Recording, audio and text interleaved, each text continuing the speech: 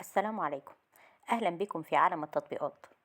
لو أنت مهتم بالجديد والمفيد في عالم التطبيقات، تقدر دلوقتي تشترك في القناة وتفعل الجرس عشان يوصلك مننا كل يوم جديد ومفيد في عالم التطبيقات، ونقدر نشرح لك كل التطبيقات اللي تهمك في حياتك، سواء كانت تطبيقات محلية أو تطبيقات عالمية، زي تطبيقات العقارات، تطبيقات السيارات، التطبيقات اللي بتسرق بياناتك وبتستنزف حساباتك، وكمان تطبيقات التعارف.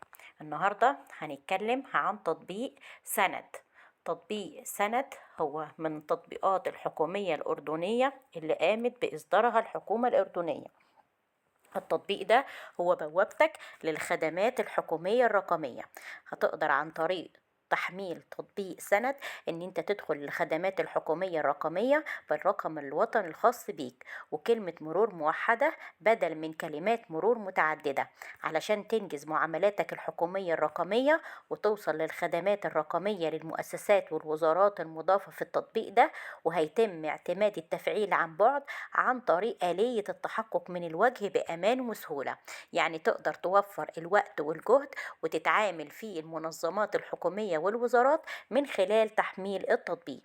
تطبيق سند الجديد ده بيقدم لك مجموعة من المزايا، منها الوصول إلى ما يقارب من 200 خدمة رقمية للمؤسسات والوزارات.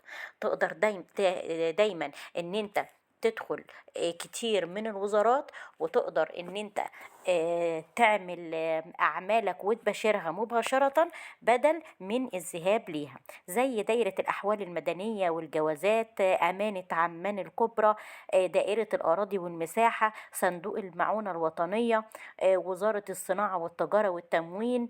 تقدر كمان إن أنت تتواصل بمنصة بخدمتكم ووزارة العدل ووزارة الإدارة المحلية، وكمان مؤسسة الضمان الاجتماعي.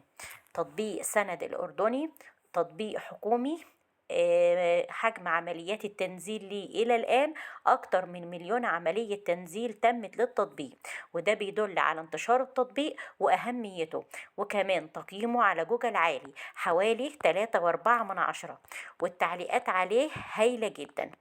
تطبيق سند هو بوابتك للخدمات الحكومية الرقمية اللي مهم جدا يكون على تليفونك.